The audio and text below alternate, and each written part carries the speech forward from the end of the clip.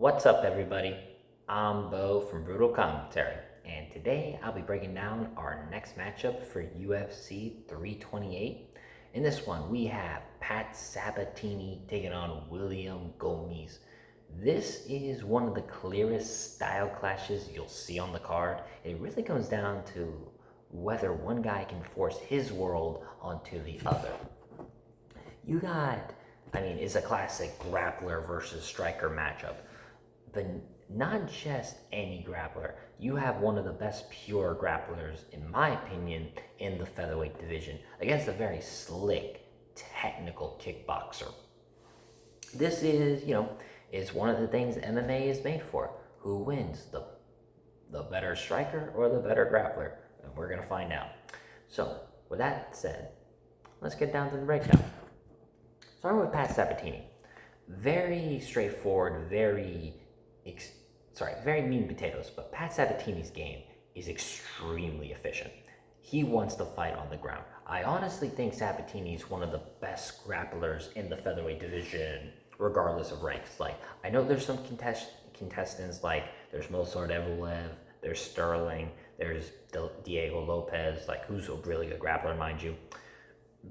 But I think Pat Sabatini's up there with them. His jiu-jitsu and top game are absolutely elite.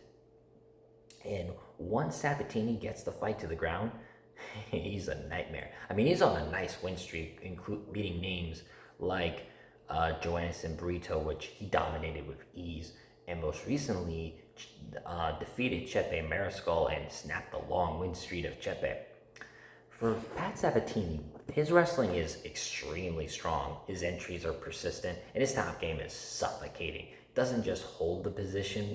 He will at times, don't get me wrong, but other times, Sabatini, he's gonna advance, he traps, and he forces reactions that he's already prepared for.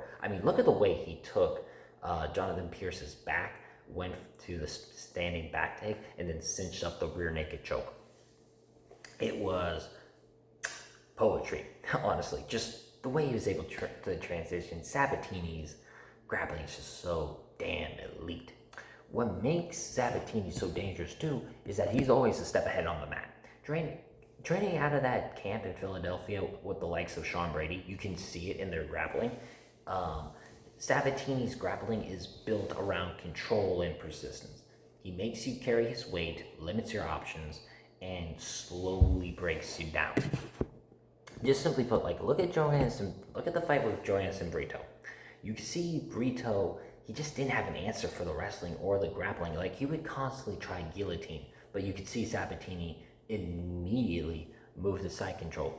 It was one of the simplest game plans I have ever seen work with such efficiency. But that's because his grappling is so damn good.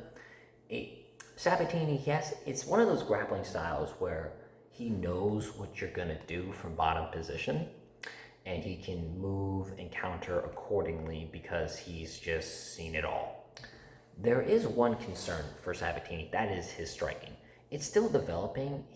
Sabatini's not particularly comfortable there. It's kind of like a Grant Dawson, who's also on this card. Their striking is not their best tool set, and if they're stuck having to just strike, they are a bit of the fish out of water. Because with Sabatini, he can be hit, and at times the durability is questionable, like with the knockout to Diego Lopez or catching a head kick from Chepe. So the longer this stays standing, the more uncomfortable you're going to see Sabatini get in this fight. Because as long as he's on the ground, he looks elite. But on the feet, like I said, Sabatini is a work in progress. Now, looking at William Gomis, he's the exact opposite stylistically. More of that finesse striker, very good French kickboxing, good at range, very good at distance management, and very difficult to pressure cleanly. Gomis, his footwork, his timing, and his ability to stay just outside the danger makes him extremely frustrating to deal with.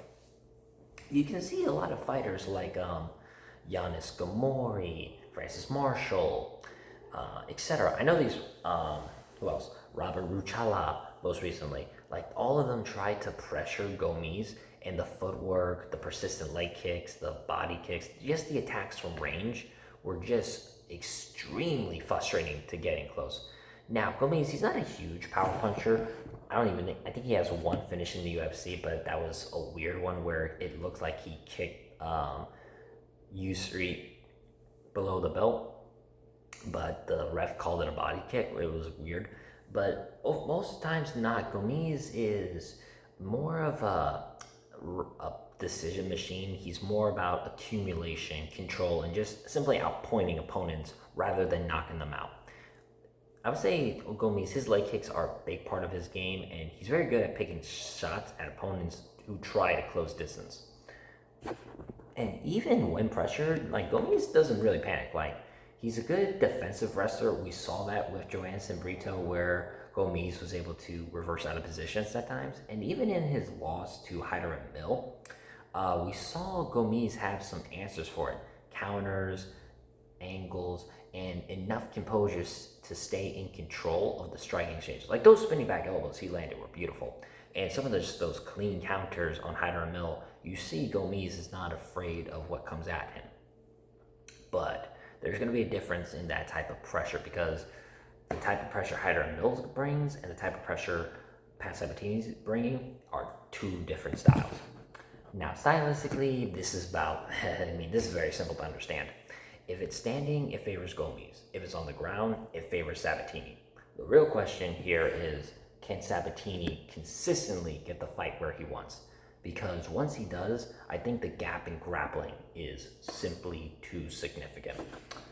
Now, how this fight plays out. I think early on, Gomis should have success. He'll be moving, kicking, and picking shots from range. Sabatini will likely eat a few strikes trying to close distance. That's just part of the process for him. But Sabatini, I don't think, needs perfect entries. Sabatini just needs 1 or 2 successful takedowns per round. And once he gets on top, that's where things change. Because even if Gomis defends well early, Sabatini's persistence, pressure, and control tend to break opponents down over time. You saw, I think of the Brito fight easily, like where he kind of just gave up. Not in the sense of like he didn't fight back, but like nothing he did worked. So it's like, just going through the motions.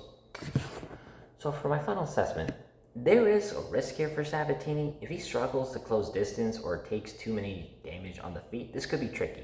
But I don't think Gomis has the kind of power he doesn't typically have the kind of power that shuts the lights out. And over 3 rounds, I think Sabatini's style in this fight is built for eventual success. So for my official prediction, I'm going to go with Pat Sabatini, and I'm going to pick him via decision. There's a strong possibility for a submission if he finds the right opening, but a lot of Sabatini's style, it is position over submission.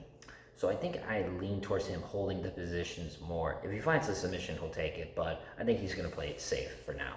So, once again, I'm picking Pat Sabatini, and I'm going to pick him via decision. But with that being said, that's been my breakdown of this matchup. If you enjoyed the video, like, subscribe, leave a comment down below on who you think's going to win. But until then, I've been Bo from Brutal Commentary. I thank you all for listening, and remember, stay calm, stay respectful, and enjoy the violence. I'll see y'all next time.